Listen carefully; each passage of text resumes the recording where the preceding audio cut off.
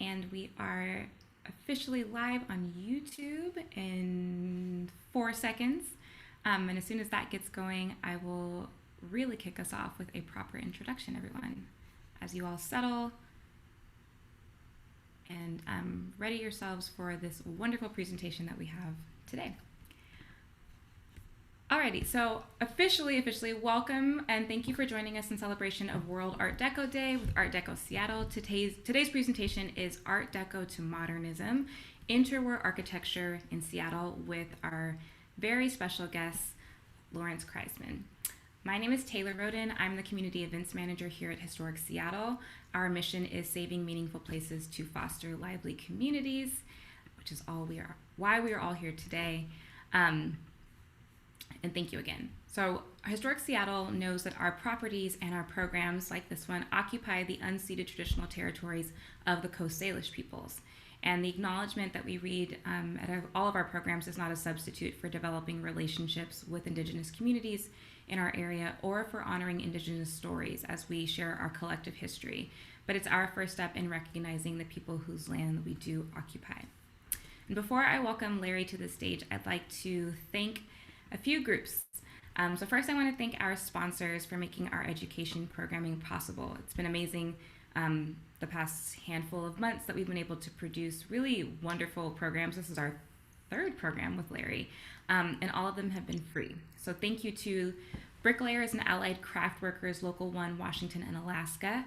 Thank you to Daniel's Real Estate, the Greystone and the Lodge at St. Edward's Park, and also thank you to Selling Construction. And I want to thank my Historic Seattle team and coworkers, specifically Naomi, who's here today as my co-host. And thanks to all of you. This group that we have here today is from all over the world. That's a really big deal for us, and it's wonderful to celebrate the inaugural World Art Deco Day with this global audience. So like I mentioned before, today we are joined by Larry Kreisman. So Larry was the program director at Historic Seattle for 20 years. And the director of the Seattle Architecture Foundation tour program from 1990 to 2003.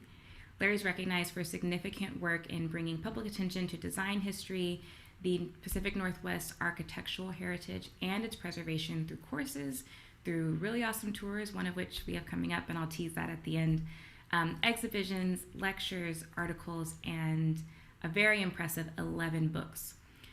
So the way that our time together is going to go is I will bring Larry to the stage in just a few minutes. I realize that I should have stopped sharing. I'll bring him to the stage in just a few minutes, and then he'll do his awesome presentation. And then at the end, we'll be able to do a Q&A.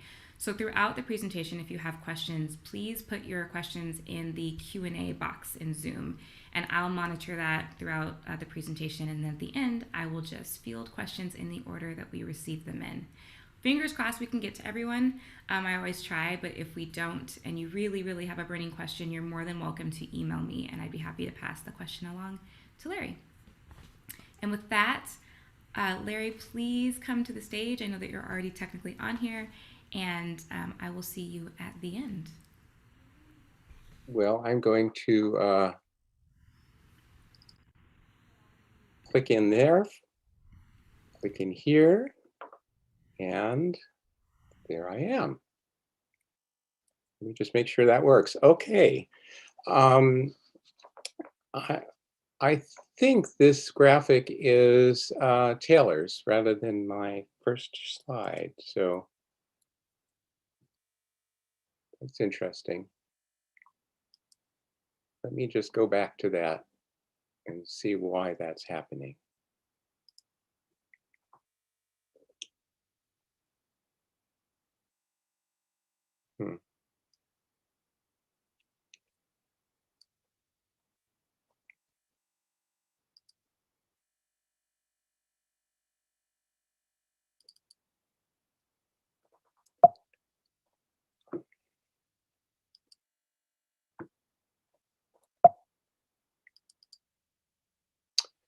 Okay, well, we will start there.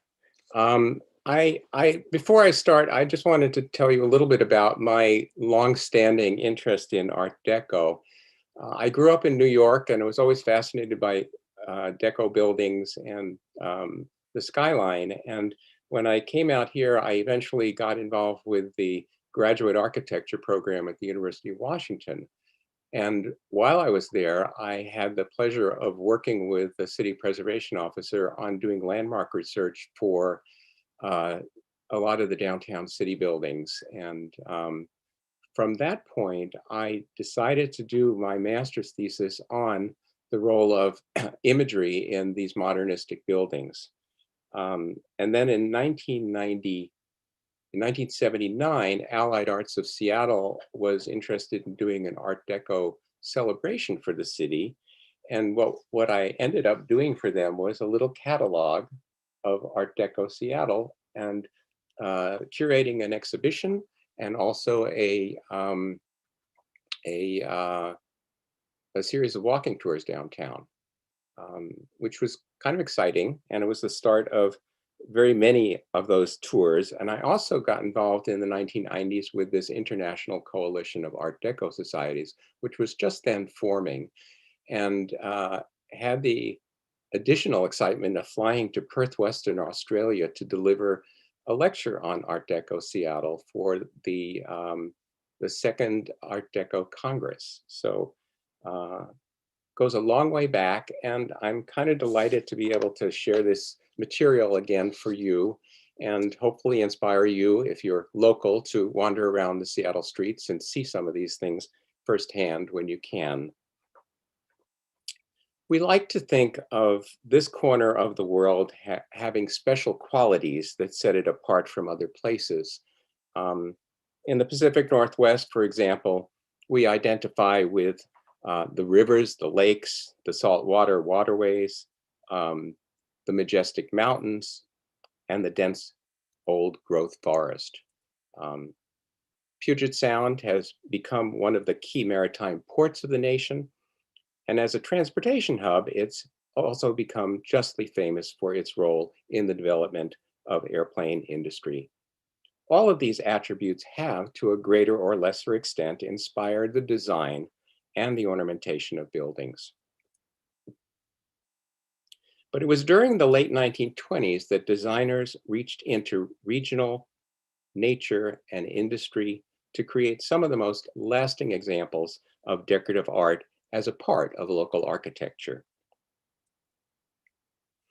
In this 1872 oil painting by John Gast, which is entitled Westward Hoe, cultivated farms framing the Mississippi River represent American progress, the romantic myth of the settlement of the West.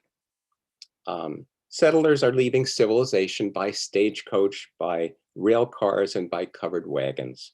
And they face a dangerous and unknown West, depicted by ominous storm clouds over the Rocky Mountains, and Indians in war paint and buffalo herds flee in fright at the sign of the coming of the settlers. A liberty-like figure in the guise of manifest destiny is leading them on, rigging telegraph wires from post to post along the route of the Transcontinental Railway. And you'll notice that she carries in her right hand a copy of the latest Yellow Pages directory. Well, actually, if you look really carefully, it says school book. It's a fitting emblem of the education, the culture, the economic well-being, that East Coast up-to-date striving of those new Western settlements. And in fact, Seattle's first settlers called their spot York Alki, by and by, a native word, after a while. And indeed, their aspirations seemed well-grounded.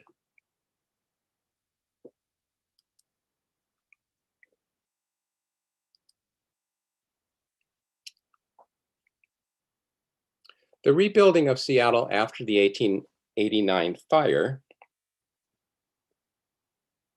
the railway connections to the rest of the country, and the 1898 Klondike Gold Rush pushed Seattle into the 20th century. Major earth-moving and filling projects, the development of an up-to-date business district, and the opening of new neighborhoods proceeded rapidly. Within 2 decades, the city was hosting a World's Fair and developing some distinctive buildings in the Beaux-Arts tradition, such as B. Marcus Pratica's Coliseum Theater in 1916.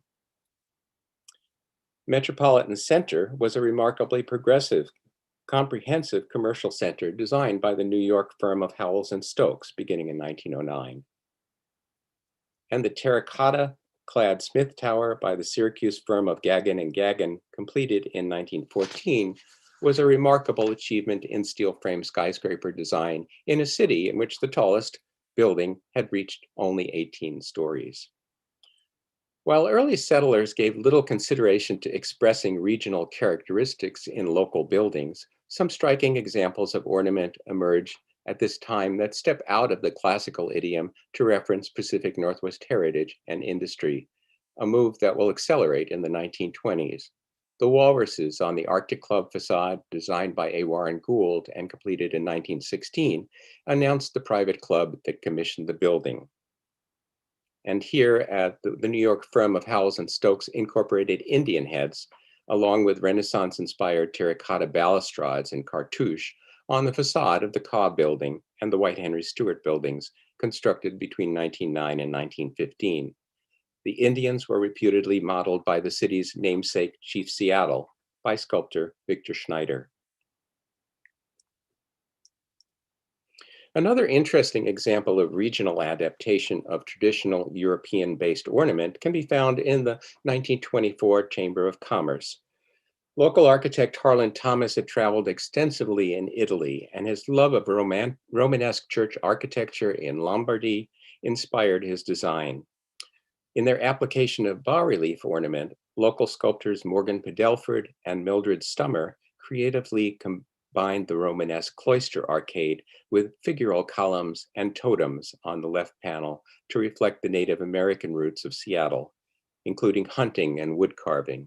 And on the right-hand side, industry, agriculture, fishing, maritime timber, and coal mining industries of the white settlers, again incorporating figures and a tree as a column support. In 1926, Pacific Northwest Theaters turned its back to Western Europe and to the local scene, and chose instead to look to the Far East for inspiration. The Chinese theme was not a totally surprising choice, given Seattle's leading role in trans-Pacific trade. R.C. Reamer's firm replicated rooms in the Summer Palace and in the Forbidden City. The dome of a Ming Dynasty royal audience hall, dominated by a guardian dragon that symbolized the emperor. It's twice the actual size. Billed as the most authentic example of Chinese timber construction outside of Asia, it was a masterpiece of the plasterer's art. But 20 years into the new century, American builders were no longer looking back romantically at a past not of their own making to inspire them. They were embracing the technology and the know-how that defined America and looked to the future with optimism and excitement. The modernistic skyscraper symbolized the new century with boldness and vision. Architects incorporated a lively catalog of designs that expressed the bold power and the intense rhythm of 20th century America. Architects, engineers, artists, sculptors, stonemasons, metal, ceramic, and glass craftspeople merged their individual talent for the greater ensemble. Building was theater, and money was spent to exploit its dramatic possibilities. Executed in marble, bronze, etched glass, chrome, gold leaf, aluminum, exotic woods, polychrome terracotta, these designs provided urban America with some of its finest and most visible public art. As designer Paul Frankel wrote in 1930, quote, "To create works in the tempo of the new spirit means to break with old conventions and to establish new aesthetic values." The 1925 Exposition des Arts Décoratifs et Industriels Modernes, held in Paris, did much to package and promote to American architects and designs and materials that had been popular for over a decade in Europe. It inspired setback skyscrapers and simplified building forms. It introduced a rich new vocabulary drawn from nature for the adornment of facades, and it encouraged high-quality craftsmanship and consistency of design throughout the building. Art Deco responded to the pulse of the Jazz Age. Describing his inspiration for Rhapsody in Blue in 1924, George Gershwin wrote about a train trip he took to Boston and the beginnings of the feeling for the score that was taking shape. Quote, "It was on the train with its steely rhythms, its rattly bang, that is so often stimulating to a composer. I frequently hear music in the very heart of noise, that I suddenly heard the complete construction of the Rhapsody from beginning to end. I heard it as a sort of musical kaleidoscope of America, of our vast melting pot, of our incomparable national pep, our blues, our metropolitan madness."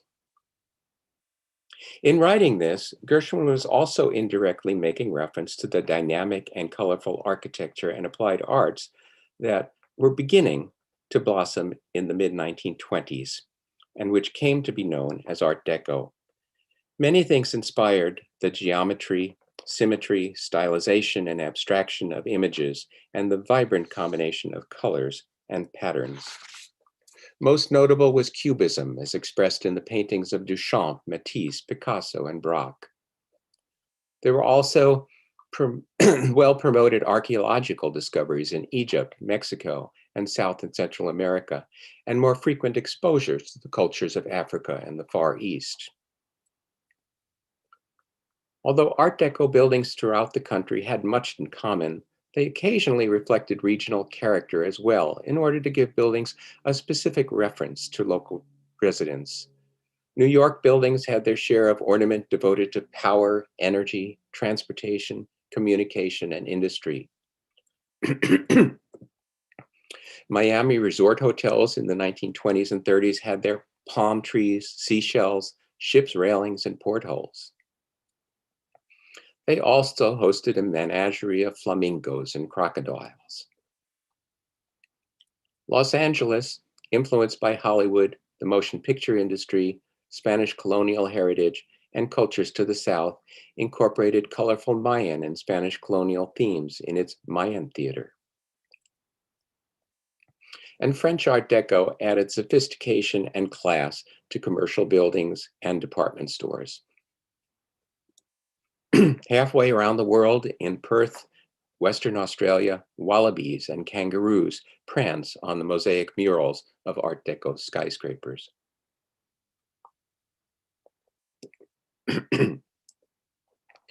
Pacific Northwest buildings found the fern frond, a fitting symbol, as well as evergreen trees, snow-capped mountain ranges, and water imagery that reflect the natural attractions of place.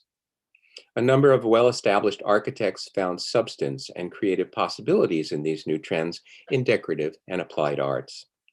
Among the most prolific were Robert Chambers Reimer, John Graham Sr., the firm of Albertson, Richardson, and Wilson, and Carl Gould.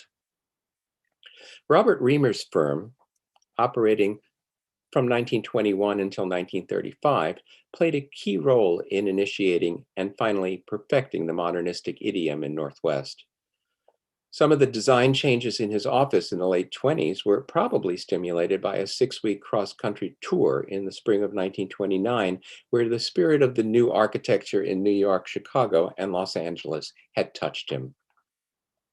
He began experimenting with modernistic or Art Deco design as early as 1928, when he was commissioned to do the headquarters and ticket office for the Great Northern Railway at 4th Avenue and Union Street. The building rids itself of the overhanging cornices and applied terracotta ornament typical of its older surrounding buildings.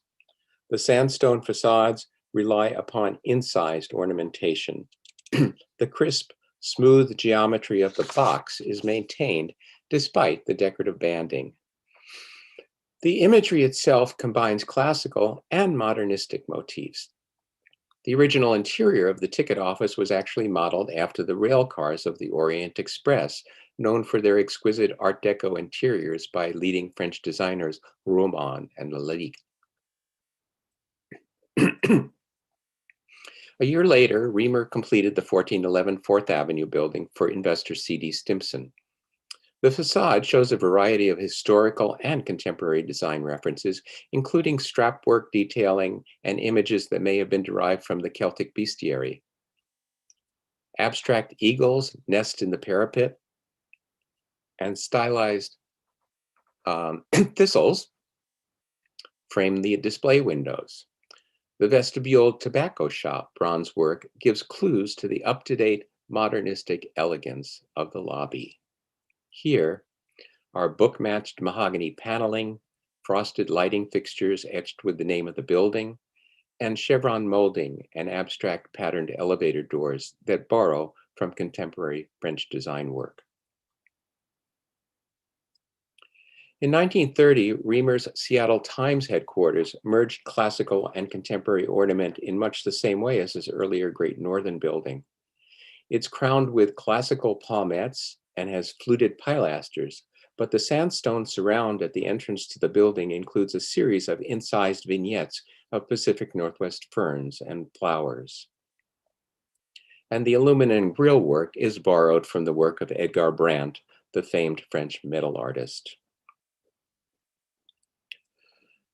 Despite the economic downturn, R.C. Reimer's office was able to complete two of his most polished works of the Art Deco period, the Edmund Meany Hotel and the Spokane Fox Theater. Reimer designed the Meany Hotel during 1930-31 within the pure modernistic forms of the new design vocabulary. The hotel was innovative in its floor plan, in its use of cast-in-place exposed concrete, the vertical fluting of its concrete walls, and the application of several chevron patterns in relief provide the only exterior decoration. But the public spaces were elegant in the best European fashion, with cubist pattern terrazzo flooring, abstract floral black and silver column bases and capitals, and appropriate lighting. When the Meany Hotel opened in November 1931, the Hotel News of the West wrote, quote, "New modern continental architecture, which has found its greatest expression in Germany since the war, was architect R.C. Reimer's inspiration for the spectacular novelty achieved in the structure. Simplicity is the keynote of its architectural magnificence and artistic beauty. In keeping with the modernistic motif, the decorations and furnishings throughout have been created in this style. The Edmund Meany is a striking example of the beauty of the moderne, correctly executed and unspoiled by the inclusion of any period furniture," end quote. The reference to Germany was probably because of the Gustav Klimt-like swirl treatment of the rear wall that you see here. The culmination of Reimer's move into Art Deco was not in Seattle, but in Spokane. During the same period he was designing the Meany Hotel, 1930-31, his firm designed the Fox Theater there. Its exterior was like the Meany, an austere concrete arena far removed from the more romantic vaudeville and motion picture palaces of the previous decade. The Fox relied upon a poured-in-place concrete shell with incised, stylized ornament. By contrast, the interiors were resplendent in cast plaster, etched glass, aluminum, and mirrors set off by diverse color treatments of walls and ceilings. There were murals that compared to those in some of the best Deco theaters of the period, including the Wiltern, the Warner Grand, and the Oakland Paramount in the Bay Area. That would have surprised no one, since the same interior specialist, Anthony Heinsbergen in Los Angeles, had created them. The sea, land, and sky murals with their fairy tale castles offered patrons a transition from the workaday world to the fantasy world of the auditorium proper, with its great sunburst lighting fixtures, colored walls, and a ceiling studded with starry lights.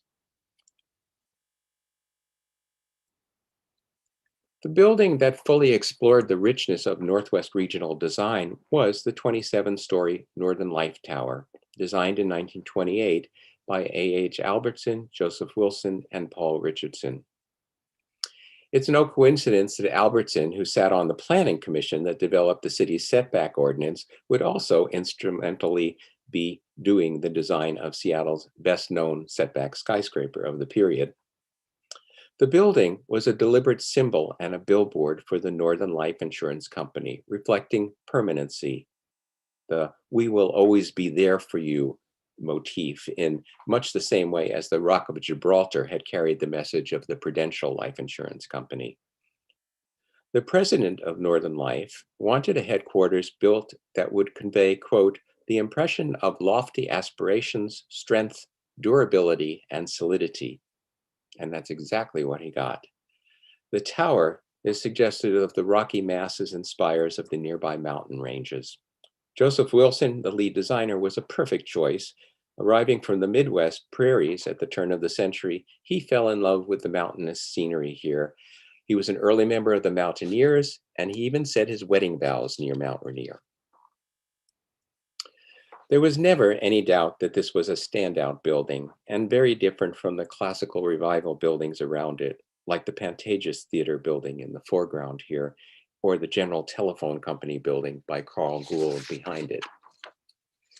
It had soaring vertical piers with no terminating cornices, and the graded brick and terracotta are expressed as a metaphor of the mountainscape and the earth, of snow-capped peaks and blue-black forest.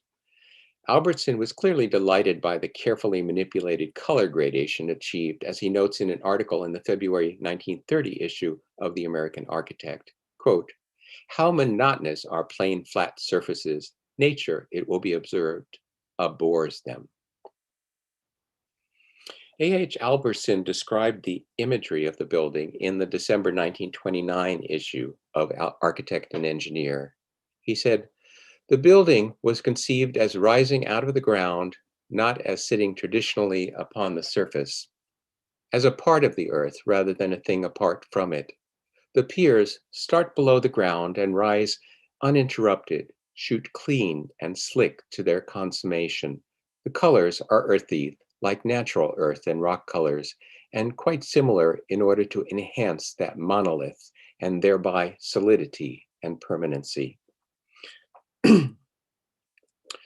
The architects borrowed from a number of Pacific Rim sources, Native American art, particularly the ovoid forms used in Chilcot blankets, in longhouses and totems, Mayan forms, patterns, and molded ornament, calligraphy, cloud lift patterns from Japan and China, and staves and pineapple from Polynesia. Their success lay in the harmonious incorporation of these. In the decorative terracotta and the bronze work of the vestibule, an Indian feathered headdress frames the name plaque, which is now changed to Seattle Tower. Stylized evergreen trees are depicted in the glass and bronze transom that are echoed by the three stylized copper flagpoles that crown the building. The metaphor of man-made mountain is carried inside the lobby by the architects, who describe their work, quote, "The lobby was first conceived as a tunnel carved out of the solid, the sidewalls polished, the floor worn smooth, and the ceiling incised and decorated as a civilized caveman might do it." There's a picture of the stylized trees and the canoe-like forms of a Native American canoe, which are below those three stylized evergreen. And you can see the waves that crown the elevator doors as well. I'll go back to this for a second. And you might want to see even the elevator call signal appears to be a tree form, similar to the age-old Persian tree of life design. But at closer inspection, the tree trunk is actually the Northern Life Tower, and its branches are radiating energy, very similar to the imagery that's found in another famous Art Deco skyscraper, the Channon Building in New York. And at the rear of the lobby, the gilt relief map illustrates the importance of trans-Pacific trade. The symbol of the Northwest is, of course, the soaring tower of the Northern Life Insurance Company, while a tiny Spanish mission characterizes Los Angeles.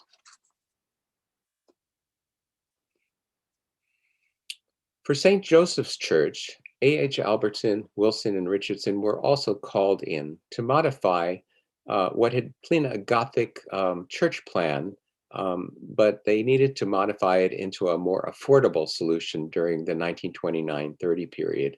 And so they created an ecclesiastical interpretation of their Northern Life Tower with poured-in-place concrete that recalls the work of the French pioneer of poured concrete structures, Auguste Perret.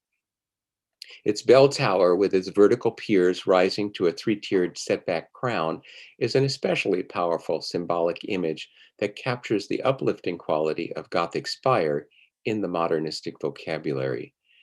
And the symbolic religious ornament in tan terracotta is used where it counts to define the entrance, the crown, and to form a modernistic octagonal rose window. The 23-story Exchange Building by John Graham Company was the second tallest reinforced concrete structure in the US when it opened in 1930. It is a much more straightforward example of nationally popular modernistic architecture than the Northern Light Tower. Its exterior its exterior pilasters and spandrels are embellished with cast stone and aluminum designs that it would seem were lifted almost in their entirety from illustrated examples of contemporary French decorative art. These elements include baskets of stylized flowers, geometric and spiral borders, and fill. The building was built to house the stock and commodity exchanges for the Northwest.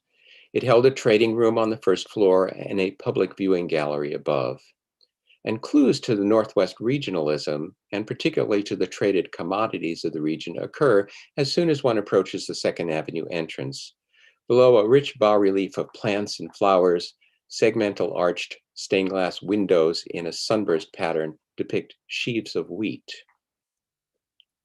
The lobbies are the closest Seattle comes to the metropolitan jazz age ambience of New York skyscrapers. Complementing its veined black marble walls, the gilt ceiling of the elevator lobby is full of French Art Deco, with a crystalline chevron cornice molding, repeated wave-like bands, six-sided and diamond-shaped paisley-patterned coffers tinted subtly with rose and turquoise. But closer inspection reveals a wealth of regional imagery as well. The bronze ornament surrounding the directory highlights tulips from the burgeoning Skagit Valley fields to the north. Wildflowers radiate from the mailbox, and the great wheat fields of central and eastern Washington are depicted prominently above the elevator doors. Central Washington fruit-growing region is represented in bronze surrounds of the elevators and in the vine and grape panels that originally decorated the exterior of the elevator doors, and wood stencil treatments around interior lobby doors and telephone booths consist of incised ornament of native flora and fauna. Perhaps more accessible to the general public were two beautiful Art Deco department stores completed by John Graham's firm. The Bon Marché was a full block development with a limestone facade that borrows heavily from the French Art Deco vocabulary of spiraling and geometric forms and stylized flowers, perhaps a homage to its Paris namesake, the Bon Marché. But designers applied naturalistic ground cover above the windows of the first floor and the great frieze of underwater life in the copper marquee that completely wraps the building.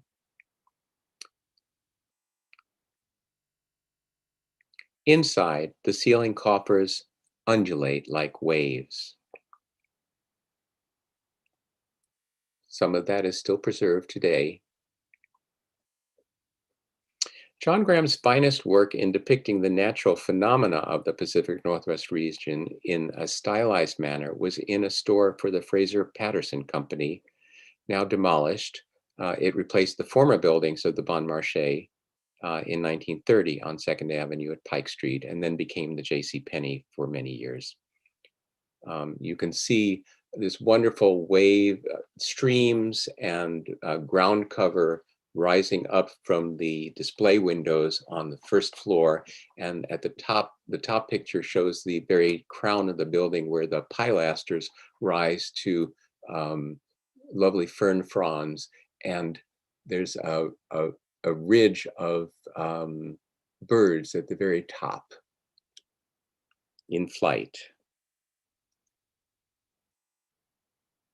Outside of downtown, the Graham Company was responsible for the National Marine Fisheries Center, which is up in Montlake.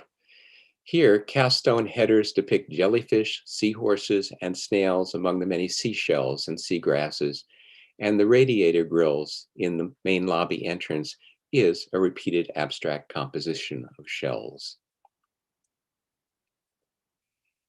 Architect Carl Gould's design for the Seattle Art Museum in 1932 was remarkable. It was a complete departure in style from the traditional Beaux-Arts expressions of American art museums, such as the Metropolitan Museum of Art and the Brooklyn Museum in New York, the Chicago Art Institute, and museums in Philadelphia, Boston, Cincinnati, and San Francisco. It was truly the first modern art museum in the nation, and this is what was considered a cultural backwater. Credit is due to Richard Fuller, the director, whose desire to make a statement with his building led to Gould's approved design. And much as Reimer had borrowed from Edgar Brandt's metalwork for his Seattle Times building, Carl Gould's design for the entrance grille work comes close to being called plagiarism.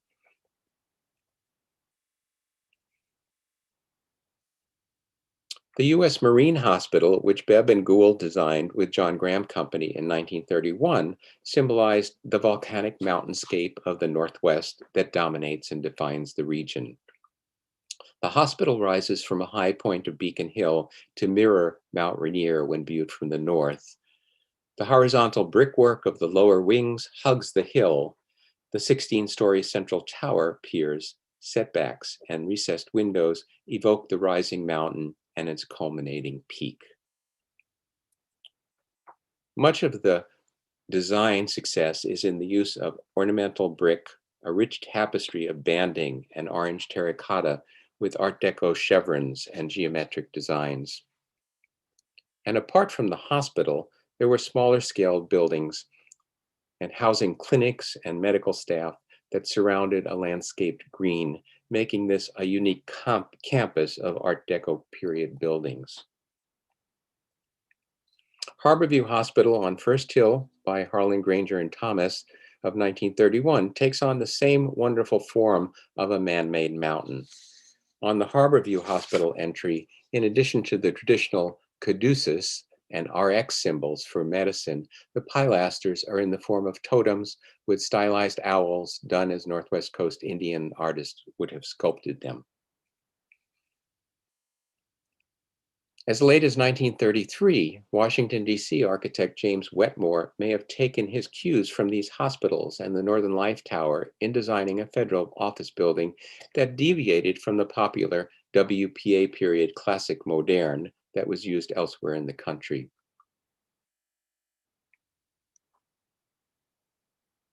Other local buildings of the period followed the national trends in modernistic commercial design, such as the Roosevelt Hotel by John Graham and the Washington Athletic Club by Sherwin Ford, with its lovely waterfall pattern with male and female nudes on either side, which might clue you into the swimming pool at that level, and also capped by stylized eagles at the top corners.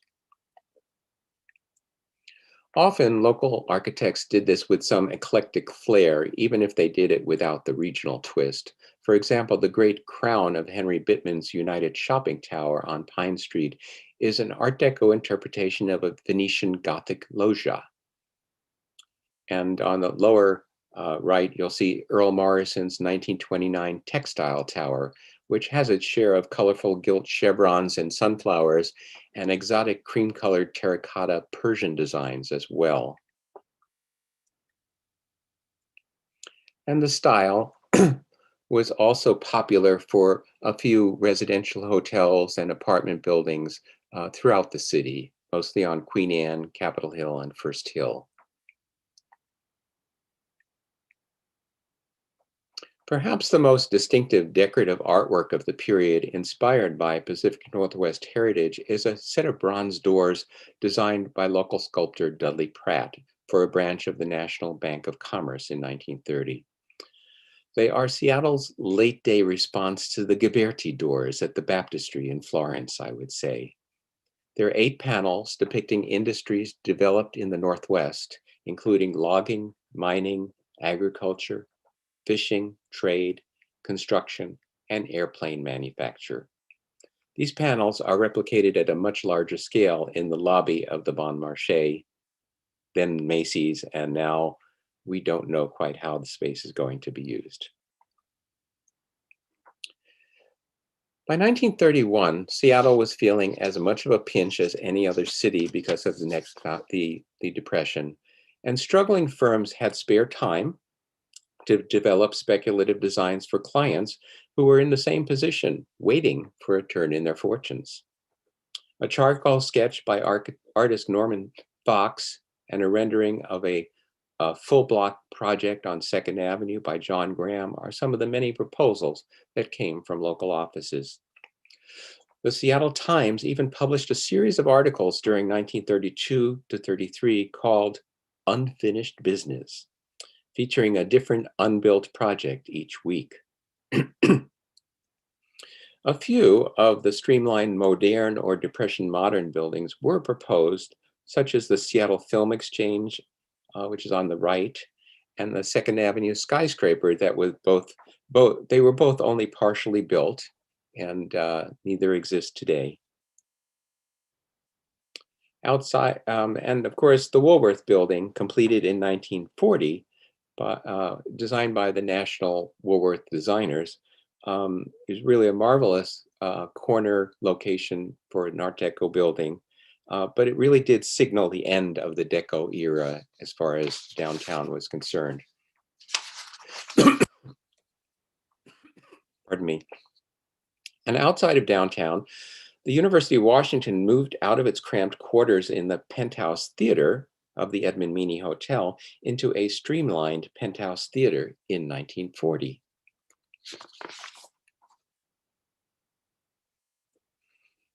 The international style had slowly crept into the Seattle architectural vocabulary during the 30s and 40s, but no significant commercial construction occurred downtown until the late 1950s, when the Norton Building was built. The pace of construction increased in the 1980s, culminating in the Columbia Seafirst Building, which forced the city to revisit the issue of height, mass, and scale of new buildings. Philip Johnson, whose AT&T building in New York provoked such controversy on its completion, saw a shift coming in the design field. He said, "We stand at an enormous watershed. We stand at a place where maybe we haven't stood for 50 years, and that is a shift in sensibility so revolutionary that it is hard to grasp because we are right in the middle of it. It is the watershed between what we have all been brought up with as the modern and something new, uncharted, uncertain, and absolutely delightful." The changes he spoke about began to filter into Seattle's skyline in 1989 with the first postmodern high-rises, the Washington Mutual Tower and Pacific First Center.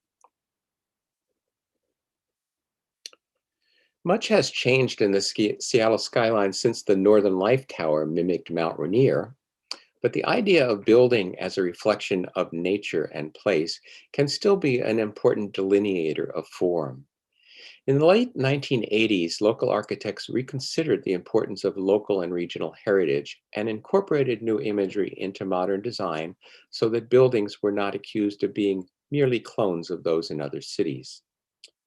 Steamships, airplanes, a tapestry of rock, sand, and water that comprises our natural habitat inspired 2 Union Square by NBBJ, completed in 1989. The courtyard benches reinforce the wave motif, and lobby materials and colors lead the visitor through the tide flats, beaches, canyons, and forest glens. And one of the largest public art projects in America, the Metro Transit Tunnel, completed the same year, asked teams of artists and architects to capture the essence of the neighborhood above ground in the architecture and art below ground.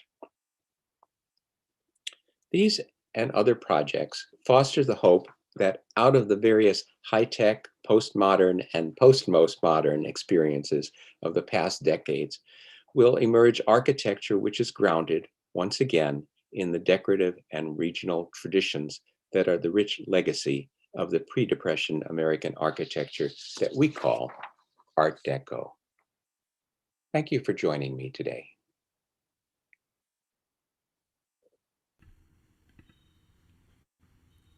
Thank you so much, Larry, for that awesome presentation. And everyone joining us, if you have questions, now would be the time. You can put those in the chat or you can submit them via the Q&A. I know that we got one, so let me go ahead and open that up and see what's there. Oh, great question. And this might take us a little bit of time to get it to you, but happy to do that. The request is a list of all of the locations that you talked about with the addresses of the buildings.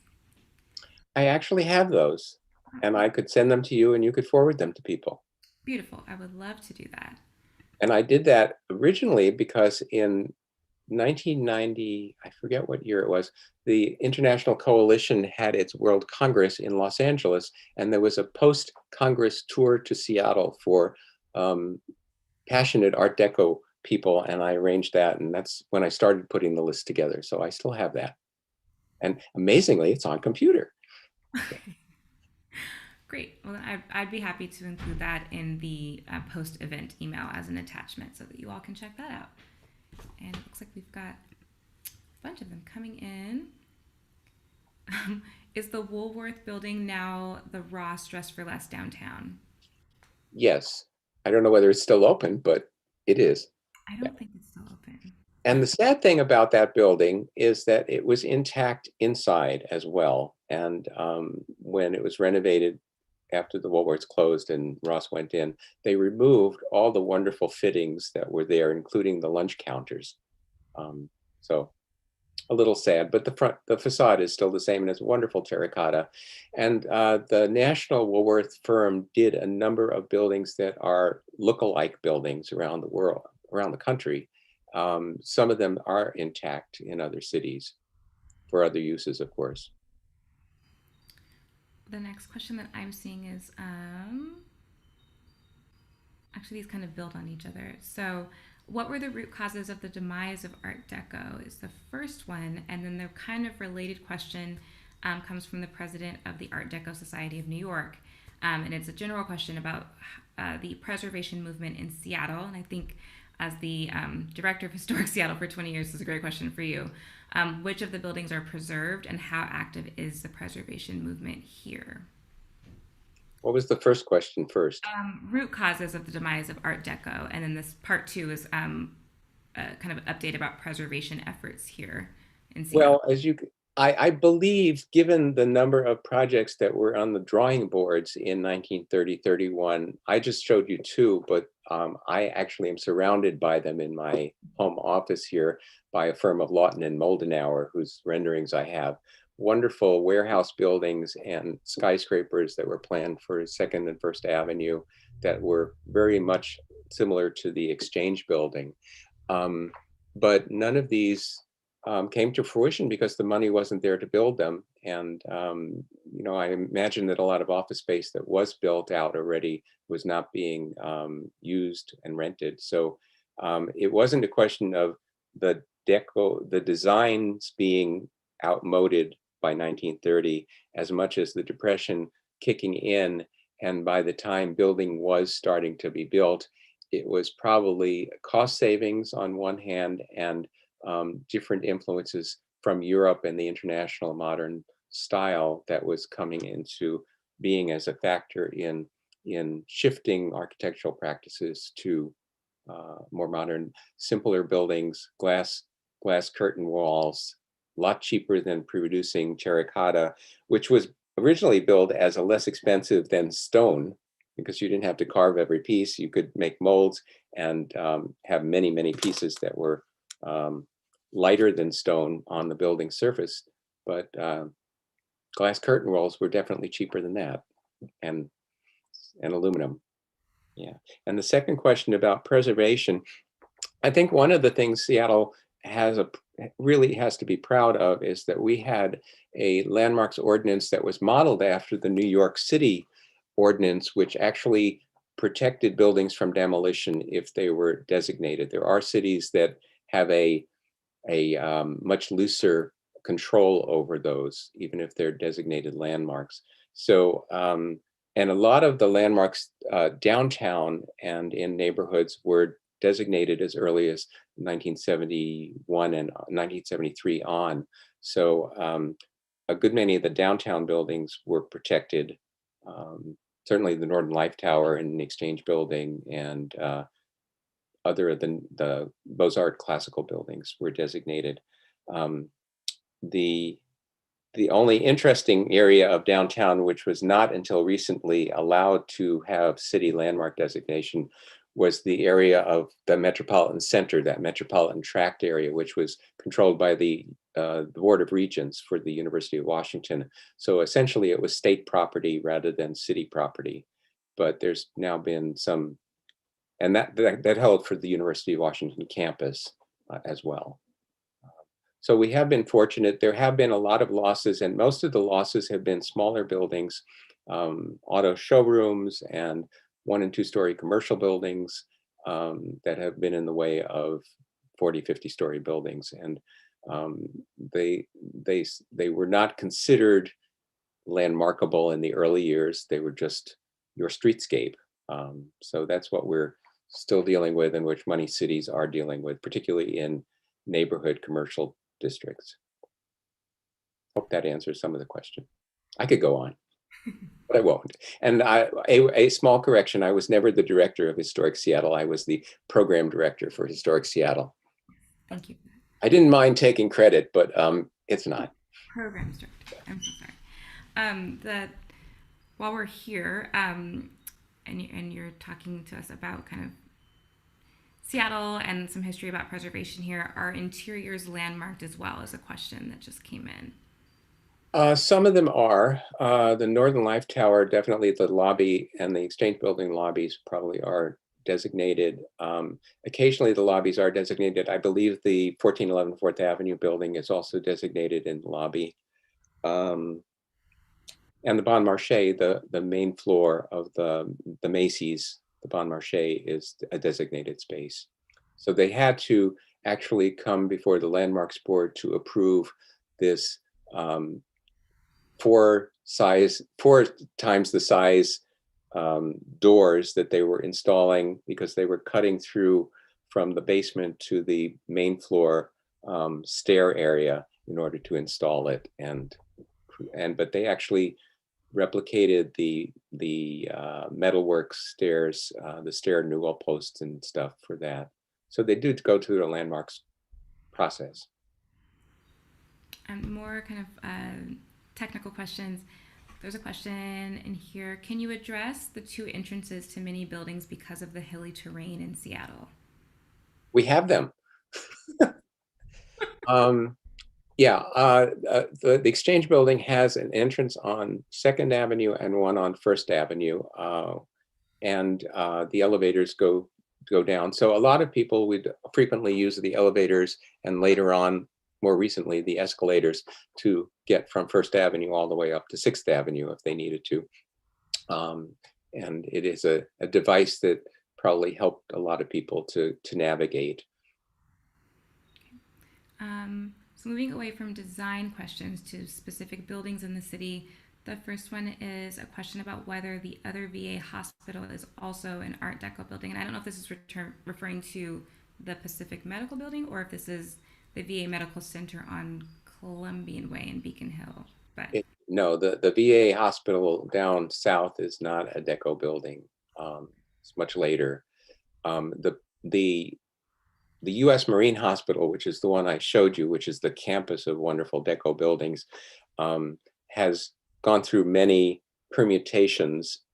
And at one point, it was the flagship building for Amazon before they outgrew it. And then they moved on.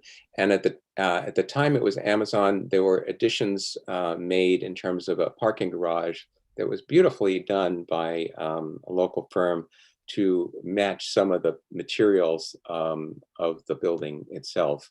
And now there are plans for additional buildings to the north. There were actually plans for additional buildings to the north during that period that were not built, but now there is plan for more buildings to the north. Fortunately, because of its hillside location, you can build there without necessarily blocking the view of the tower. Our other kind of site-specific question: would the Firestone and Tire Supply building in South Lake Union be considered an example of prominent Seattle Art Deco? The accompanying note is the facade has been granted landmark status and is now part of a new construction addition above it. Yes, that's a Deco building. I forget whether it's terracotta or not. I can't quite picture it. Um, and the interiors would not have been significant. But it is a case of many of the smaller buildings that have become facades for larger buildings behind them and above them, particularly in the Denny Regrade area and the South Lake Union area. I can think of a number, including the Trianon Ballroom, the Seattle Times building, where just that fragment of the original facade on the corner is saved, and a much larger building is behind it and above it.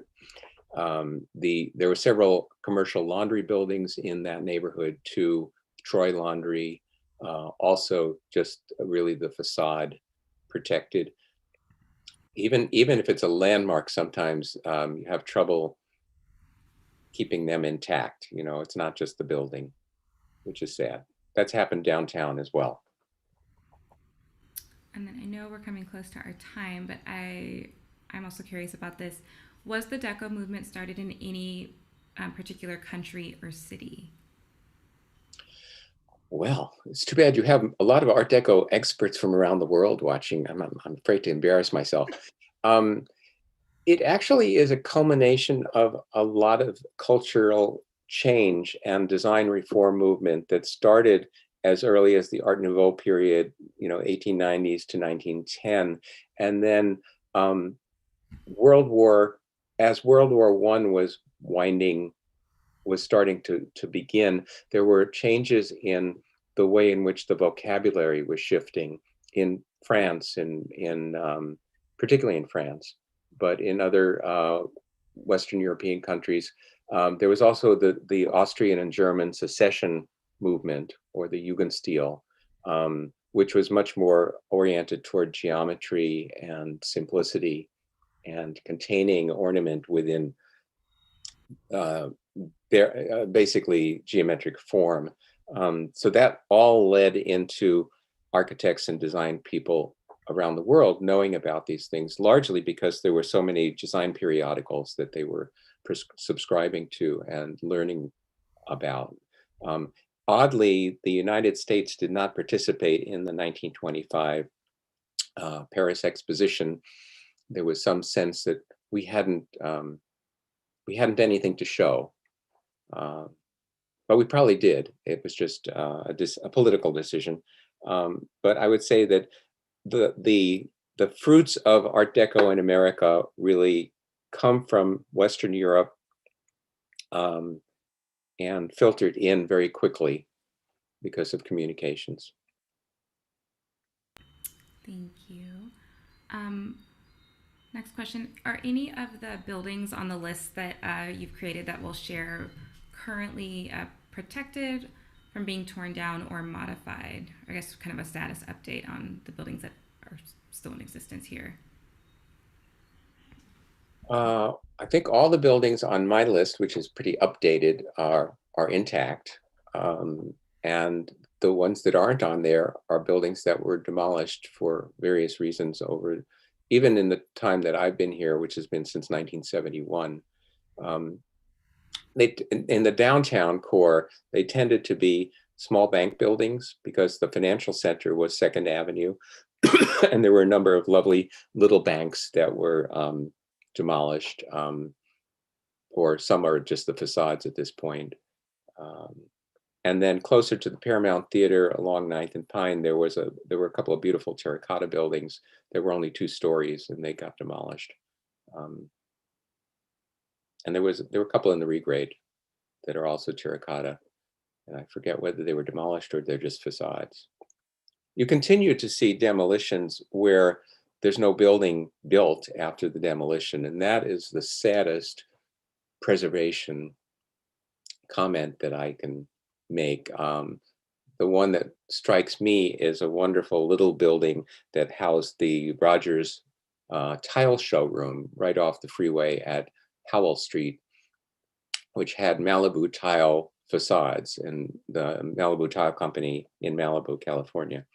And for years it was the Feathered Friends shop, and it was demolished. It went through a landmarks process. It didn't receive enough votes, and it was demolished.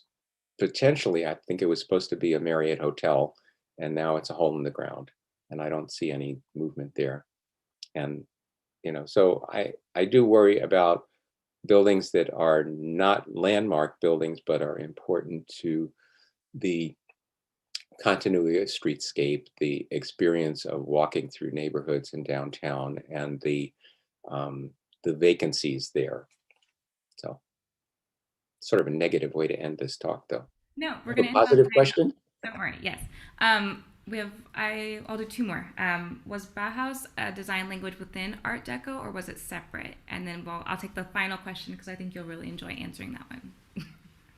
Ooh, I would say it was outside to some extent, it was outside the stream. There were a lot of designers who were experimenting with simplification and using geometry and abstraction in the Bauhaus. So it was part of that, but I'm not quite sure how it would fit.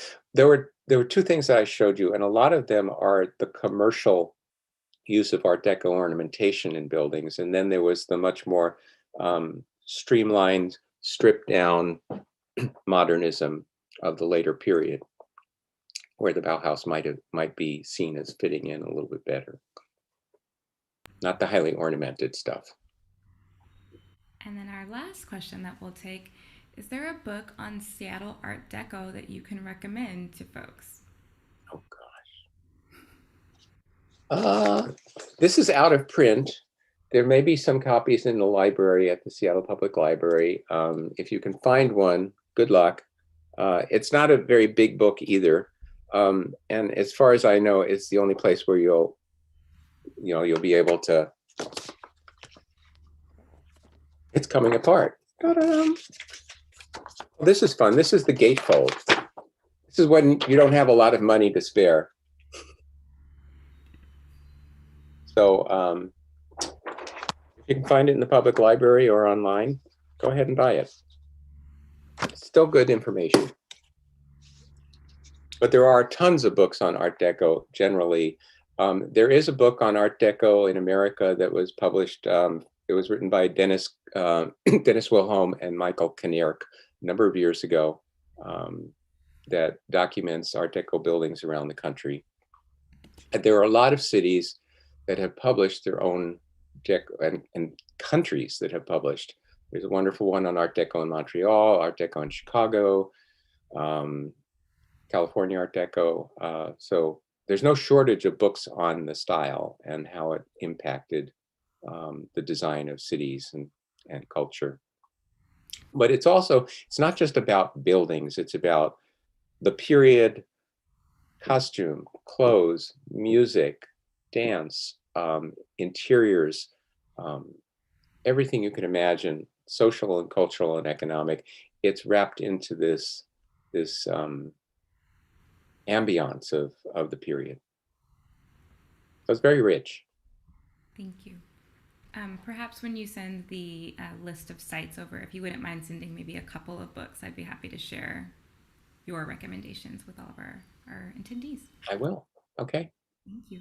That's it. I mean, we have a couple of other questions. There was a compliment in there, your tie in particular, and you're getting a lot of love. And let's see what I can do that. I have to stand up, right? This is my Chrysler Building elevator door tie. Very, very snazzy. And again, folks are really thanking you in the chat. I'll download the chat so that you can see the specific comments. Well, I'm glad to have done this for everybody, and I'm glad it's on YouTube, so people who missed it can watch it, and I can watch it again and see how badly I've done. It was great, as always. And thank you again for Historic Seattle. It's a fabulous organization, and if you're not a member, you should become a member. Thank you. Thank you. Naomi, any final thoughts before we end our time together? Thank you, Larry. Thank you, Taylor. Thank you all for joining us. We're very glad to have you here celebrating World Art Deco Day.